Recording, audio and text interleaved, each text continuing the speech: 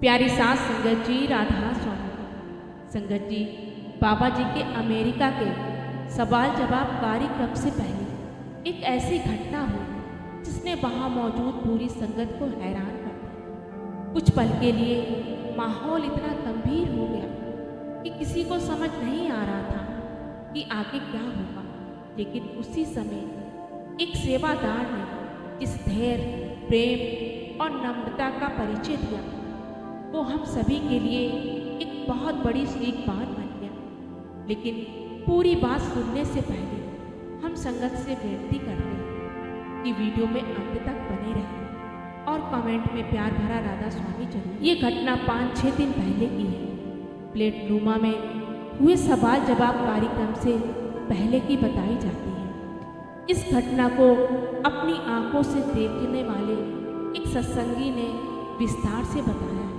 इसीलिए इस पूरी बात को ध्यान से सुने, क्योंकि इसमें हम सभी के लिए एक बहुत सुंदर संदेश छिपा हुआ। जब प्लेट नुमा में बाबा जी का सवाल जवाब कार्यक्रम शुरू होने वाला था, उससे पहले एक परिवार वहाँ पहुँचा।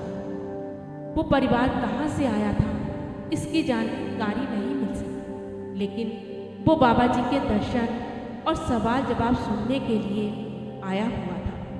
उसी समय वहाँ एक सेवादार भाई अपनी सेवा निभा रहे थे। बताया जाता है कि वो विदेशी सेवादार थे और बाबा जी जहाँ जहाँ सत्संग के लिए जाते हैं, वो भी अक्सर वहीं सेवा करते दिखाई देते हैं। जैसा कि आप सभी जानते हैं कि सेवादार वही सेवा करते हैं जैसा उन्हें आदेश मिलता है। यदि उन्हें कहा जाए कि संगत को किसी विशेष स्थान पर बैठाना है, तो वे वैसा ही करते हैं। अगर व्यवस्था में कोई बदलाव होता है तो वे उसी के अनुसार संगत को बिठाते हैं। उनका अपना कोई निर्णय नहीं होता। वे केवल सेवा और आदेश का पालन करते हैं। लेकिन कई बार ऐसा होता है कि कोई संगत का सदस्य किसी बात से नाराज हो जाता है। जब कोई व्यवस्था को मानने से इनकार कर देता है, तब कुछ समय के लिए माहौल भी खराब हो जाता है। उस दिन भी कुछ ऐसा ही हुआ। एक व्यक्ति अपने पूरे परिवार के साथ आया था। उसकी इच्छा थी कि वो अपने बच्चों के साथ कुर्सियों पर बैठकर कार्यक्रम देखे, लेकिन उस समय व्यवस्था कुछ और थी। सेवादार ने बहुत ही नम्रता से उसे समझाया कि यहाँ सेवा के अनुसार जगह दी जा रही है, वहीं बैठना होगा। बस यही बात उस व्यक्ति को अच्छी नहीं लगी। उसे लगा कि उसके साथ ठीक व्यवहार नहीं किया जा रहा। धीरे धीरे वो व्यक्ति गुस्से में आ गया और उसने उस सेवादार से ऊंची आवाज़ में बात करनी शुरू कर दी। वहाँ मौजूद संगत भी ये देखकर हैरान रह गई। कई लोगों को लगा कि अब शायद बहस और बढ़ जाएगी। लेकिन सबसे हैरान कर देने वाली बात यह थी कि जिस सेवादार को इतना कुछ कहा जा रहा था, उसने एक बार भी पलटकर जवाब नहीं दिया। वो बार बार हाथ जोड़कर केवल यही कह रहा था, भाई साहब कृपया आप नाराज मत होइए। जो व्यवस्था में हमें बताई गई है, हम उसी के अनुसार सेवा कर रहे हैं। अगर मेरे हाथ में होता तो मैं आपकी इच्छा जरूर पूरी करता, लेकिन मैं भी सेवा के नियमों के अनुसार ही काम कर रहा हूँ। उसके चेहरे पर न गुस्सा था, न नाराज़गी और ना ही किसी तरह का अहंकार। वो पूरी तरह शांत और विनम्रता के साथ उस परिवार को समझाता रहा। ये देखकर वहाँ बैठी संगत भी सोचने लगी कि अगर उनकी जगह कोई दूसरा होता तो शायद अब तक बहस बहुत बढ़ चुकी हो। लेकिन उस सेवादार के चेहरे पर एक पल के लिए क्रोध दिखाई नहीं दिया। आखिरकार वो व्यक्ति अपने परिवार के साथ वहाँ से उठकर चला जाता। जाते जाते उसने गुस्से में कहा कि अब वो दोबारा यहाँ नहीं आए। फिर भी वो सेवादार भाई उसके पीछे गया, हाथ जोड़कर उसे रोकने की कोशिश करता रहा। उसने प्रेम से समझाया कि कृपया नाराज होकर मत जाइए, लेकिन वो व्यक्ति नहीं रुका और अपने परिवार के साथ वहाँ से चला गया। इस पूरी घटना से हमें बहुत बड़ी सीख मिलती है। जब भी कोई सेवादार हमें किसी बात के लिए समझाए तो हमें तुरंत प्रतिक्रिया नहीं करनी चाहिए। हमें ये समझना चाहिए कि वो अपनी तरफ से कुछ नहीं कर रहा, बल्कि उसे जैसी सेवा सौंपी गई है वे उसी का पालन कर रहा है। कई बार हमें किसी बात का कारण उस समय समझ नहीं आता, लेकिन बाद में पता चलता है कि जो कुछ हुआ उसी में हमारी भलाई थी।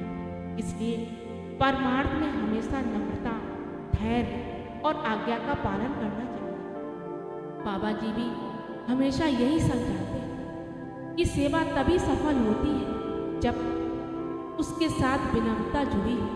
अगर सेवा करते हुए गुस्सा आ जाए तो सेवा का असली भाव कम हो जाता है। इसीलिए हर परिस्थिति में शांत रहना और प्रेम से व्यवहार करना ही सच्ची सेवा है। उस घटना के बाद जब माहौल फिर से शांत हुआ तो संगत के मन में एक ही बात चल रही थी कि आखिर एक इंसान अपने ऊपर इतना नियंत्रण कैसे रख सकता। किसी ने उसे इतना कुछ कहा, फिर भी उसके चेहरे पर गुस्से की एक लकीर तक दिखाई नहीं दी। ये तो परमार्थ की असली कमाई है।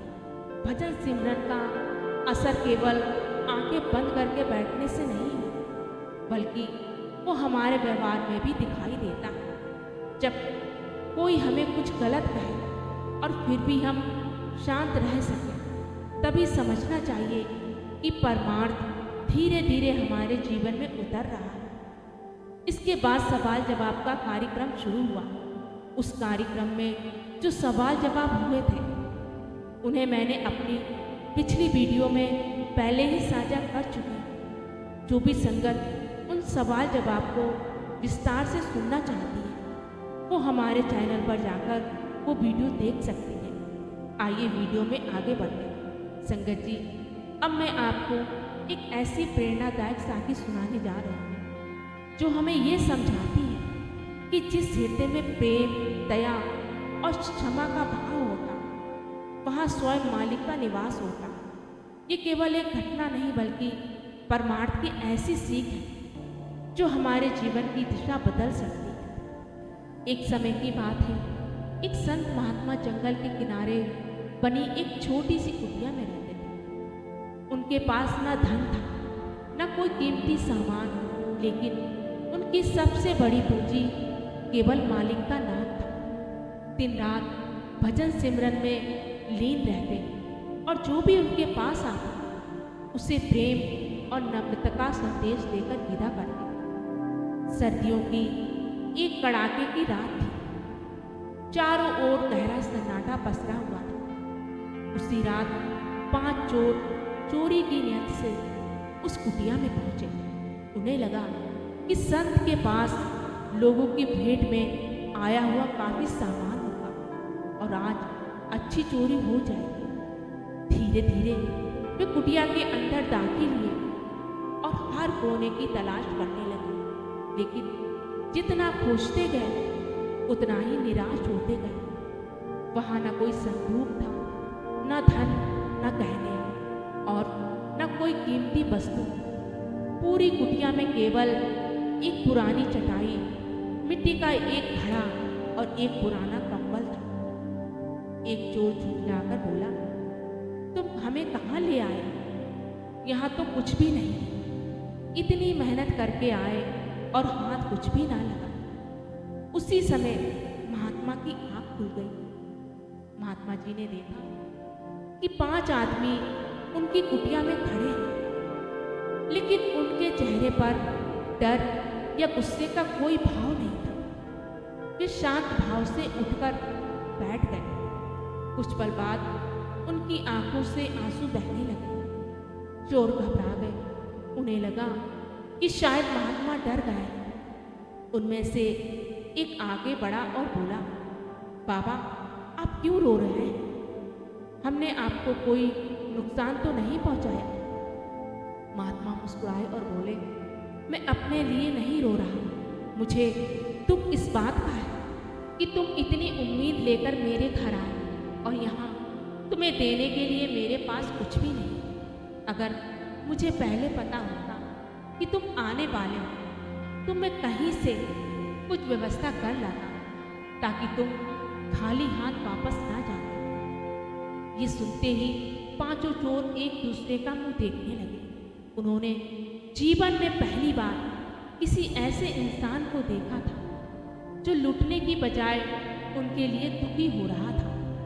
महात्मा फिर बोले, भाइयों, मेरे पास सिर्फ एक चीज है, ये पुराना कंबल, सर्द रात है, इसे अपने साथ ले जाओ, कम से कम रास्ते में ठंड से तो बच जाओगे। चोरों ने देखा कि वही कंबल महात्मा का एकमात्र सहारा था। वे उसी से शरीर को ढकते और उसी पर सोते भी थे। चोरों ने कंबल लेने से मना किया, लेकिन महात्मा ने बड़े प्रेम से कहा, अगर तुम इसे नहीं लोगे तो मुझे लगेगा कि तुमने मेरी भेंट स्वीकार नहीं की। आखिरकार संकोच के साथ कंबल लेकर चल पड़े। जब बाहर निकलने लगे तो महात्मा ने आवाज़ लगाई, भाइयों, जाते जाते दरवाज़ा बंद कर देना, बाहर बहुत ठंडी हवा चल रही। चोरों ने दरवाज़ा बंद किया, हाथ जोड़कर महात्मा को प्रणाम किया और वहाँ से चले गए। कुछ महीनों बाद वही पांचों चोर किसी दूसरी चोरी के आरोप में पकड़े गए। तलाशी के दौरान वही पुराना कंबल भी उनके पास मिला। कंबल को देखते ही न्यायाधीश ने पहचान लिया कि उसी संत महात्मा का कंबल है। महात्मा को अदालत में बुलाया गया। न्यायाधीश ने पूछा, क्या ये कंबल आपका है? महात्मा ने मुस्कुराकर उत्तर दिया, हाँ, कंबल मेरा है, लेकिन इन्होंने चोरी नहीं की। मैंने स्वयं इन्हें ये कंबल प्रेम से दिया था। जाते समय इन्होंने मुझे धन्यवाद भी दिया था। फिर बोले, जिस इंसान के भीतर पश्चाताप जाग जाए वो पहले जैसा नहीं रहता। हर मनुष्य के भीतर मालिक का अंश है। हमें उसके कर्मों से घृणा करनी चाहिए, उससे नहीं। महात्मा की बात सुनकर न्यायाधीश भी भावुक हो गए और उन पांचों को रिहा कर दिया गया। अदालत से निकलते ही वे सीधे महात्मा की कुटिया में पहुंचे, उनके चरणों में गिर पड़े। उनकी आंखों से आंसू नहीं रुक रहे थे। वे बोले, बाबा, आज तक हमने केवल लोगों का धन छीना, लेकिन आपने हमें भीतर का अंधेरा छीन लिया। हमें भी मालिक के रास्ते पर चलना सिखा दीजिए। महात्मा ने उन्हें उठाया, प्रेम से गले लगाया और समझाया, जीवन बदलना चाहते हो तो सबसे पहले बुरे कर्म छोड़ो, मेहनत की कमाई खाओ, मालिक का नाम जपो और किसी का दिल मत दुखाओ। उस दिन के बाद उन पांचों ने चोरी का रास्ता हमेशा के लिए छोड़ दिया। वे मेहनत से जीवन बिताने लगे, भजन सिमरन करने लगे और धीरे धीरे उनके जीवन में ऐसा परिवर्तन आया कि लोग उन्हें सम्मान की दृष्टि से देखने लगे। साथ संगत जी, इस साखी से हमें यही सीख मिली कि प्रेम, क्षमा और दया में इतनी शक्ति होती है कि वो सबसे कठोर हृदय को भी बदल सकती है। संत महात्मा किसी को दंड नहीं देते, बल्कि प्रेम देकर बदल देते हैं। यही सद्गुरु की सच्ची शिक्षा है। इसीलिए हमें भी अपने जीवन में क्रोध, घृणा और बदलने की भावना छोड़कर प्रेम, नम्रता और क्षमा को अपनाना चाहिए। जब हमारे भीतर ये गुण आ जाए, तभी भजन सिमरन का वास्तविक फल हमारे जीवन में दिखाई देगा। इसी के साथ आपसे विदा लेते संगत जी, राधा स्वामी।